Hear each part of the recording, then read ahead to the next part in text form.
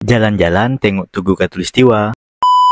Kalau kita belok ke kanan sana, itu ke pelabuhan Sungai Tenam. Terus kalau kita nak ke Tugu Khatulistiwa, lewat lurus ke sana. Jadi di sini ni dah ada namanya Jadi jangan salah-salah lagi.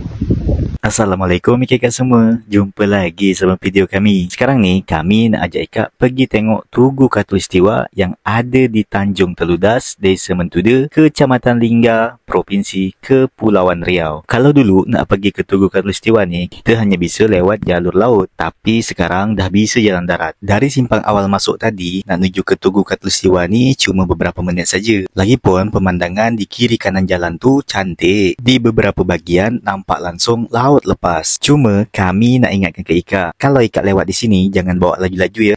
Jalan-jalan tak terasa, akhirnya kami sampai di kawasan Tugu Khatulistiwa di Tanjung Teludas. Macam mana? Nak lanjut tak tengok suasananya? Cuba Ika komen.